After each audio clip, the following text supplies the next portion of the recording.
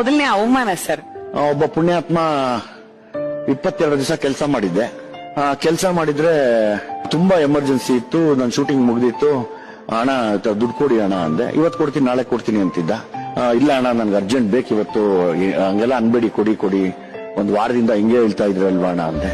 ಸರಿ ಇಲ್ಲ ಕಣೋ, ಎಷ್ಟು ದಿವಸ ಕೆಲಸ ಮಾಡಿದ್ಯೋ? 22 ದಿವಸ. ಎಷ್ಟು ಕೊಟ್ಟಿದೀವೋ? ದಿನ 100 ರೂಪಾಯಿ ಕೊಟ್ಟಿದ್ದೀರ ಅಷ್ಟೇ ಅಣ್ಣ, ಕನ್ವೀನಿಯನ್ಸ್ ಸಾಕಲ್ವೇನೋ ನಿನ್ಗೆ ಅಷ್ಟು ನಿನ್ ಯೋಗ್ಯತೆಗೆ?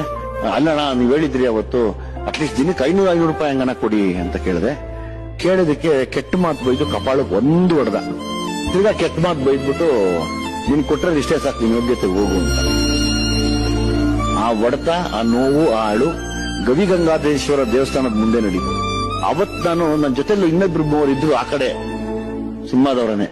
ಅವ್ರ ಸೈಡ್ ಕರ್ಕೊಂಡ್ಬಿಟ್ಟು, ಬಾಮ್ಮ ಈ ಕಡೆ ಬಂದ್ಬಿಡಮ್ಮ, ದಯವಿಟ್ಟು ಬಂದ್ಬಿಡು, ಕೇಳಕ್ ಹೋಗ್ಬೇಡ, ಎಷ್ಟಾದ್ರು ಪ್ರೊಡ್ಯೂಸರ್ ಅವರು, ಹಂಗೆಲ್ಲ ಕೇಳಿದ್ರೆ ನೀನ್ ಬೆಳೆಯೋದ್ ಕಷ್ಟ ಆಗತ್ತೆ ಅಂತ. ನಾನಂದೆ ಅಲ್ಲ ರೀ, ನಾನ್ ಬೆಳೆಯೋದ್ ಕಷ್ಟ ಯಾಕೆ, ನನ್ಗೆ ಯಾಕ್ರಿ ಬೆಳೆಯೋದ್ ಕಷ್ಟ, ನನ್ಗೆ ಹಿಂಗ್ ಮಾಡ್ಬಿಟ್ರಲ್ಲ, ಅದು ಪಬ್ಲಿಕ್ ಅಲ್ಲಿ ಹೊಡೆದ್ಬಿಟ್ರಲ್ರಿ ಅಂತ ಹತ್ಕೊಂಡು ಅವತ್ತು ಗವಿಗಂಗಾಧರೇಶ್ವರ ದೇವಸ್ಥಾನದ ಮುಂದೆ ಪ್ರಮಾಣ ಮಾಡಿದೆ.